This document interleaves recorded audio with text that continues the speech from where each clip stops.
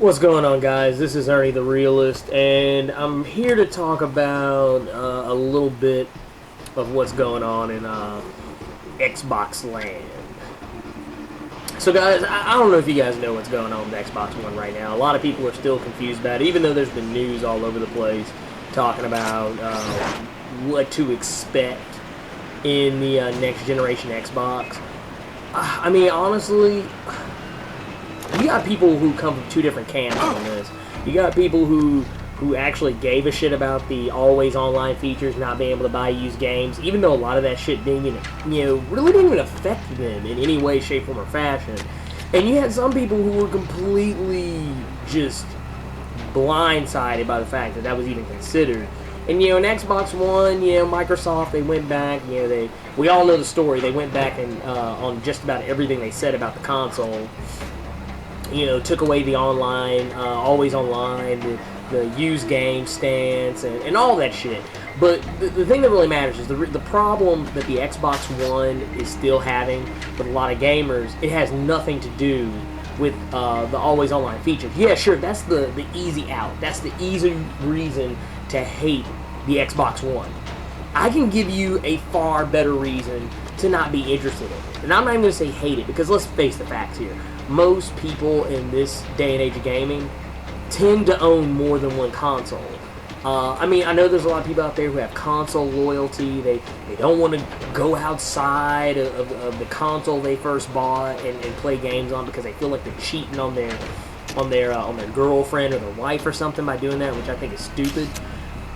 There's so many great games out there. Why limit yourself? Now, that being said, the biggest problem the Xbox One has, fuck always online. Fuck always having to check in to play your games. Fuck all that shit. Be more concerned about the fucking Kinect. And that's not even really the issue, because honestly, I just don't care about the Kinect. But the thing that's always gotten me with Xbox One since they announced it was games. Games are what sells a console. Yeah, the console... Yeah, as far as consoles go, the Xbox One has some really cool features. That's awesome, but so does the PlayStation 4. And in this particular console cycle, there's not really a lot of difference between the two consoles, whereas with the Xbox 360 and the PS3, you can make arguments for or against either console based on the specs, based on the actual technical abilities of said console. You can't really do that with this one, because if you pull down the stat sheet on both systems, and you'll see it for yourself. Both systems look eerily the same on paper. You might move a decimal point here or there, or go a number up here and there, or down here or there. It doesn't really matter. They are pretty much the same system. And it's one of those things. It kind of goes without saying. But it's games that are going to sell the system. And when it comes down to the games, Xbox One just doesn't have it. I mean, yeah, sure, a lot of people are talking about Titanfall. Titanfall looks great, but two issues I have with Titanfall right off the bat. No single-player campaign. That's the majority of my gaming, is single-player campaign. Yeah, multiplayer is nice, but I want a little extra meat on the bones of that game, and it's just not there. Not to mention, Titanfall is a game that's also going to be on Xbox 360, so why rush out to buy an Xbox One when I already have an Xbox 360 that can play the game I want to play? Okay, let's say, alright, Dead Rising 3. That game looks amazing too, and that game is literally like a nut hair shy of being a console seller, because it's got the look, it's got the gameplay, it's obviously using the Xbox One's capabilities to the best of its ability, but the thing is, it's not a console seller. It's not a game that I look at and say, hey, I want to buy a $500 console just so I can play this $60 game. And I'll go ahead and say right now, I'm not really big into Halo. I kind of fell off on Halo. I didn't even really play Halo 4. It's still sitting on my shelf somewhere in the shrink wrap, because I just never got around to playing it. It just, in Fable, I could give a shit about. Gears of War, I could give even less of a shit about.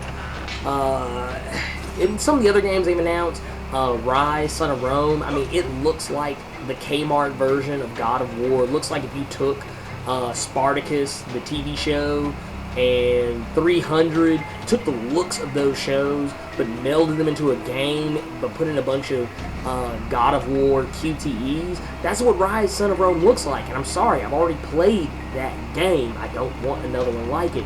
To me, it's not that much different than when Dante's Inferno came out. It's a good game, but I already have the game that it's imitating, and it's better.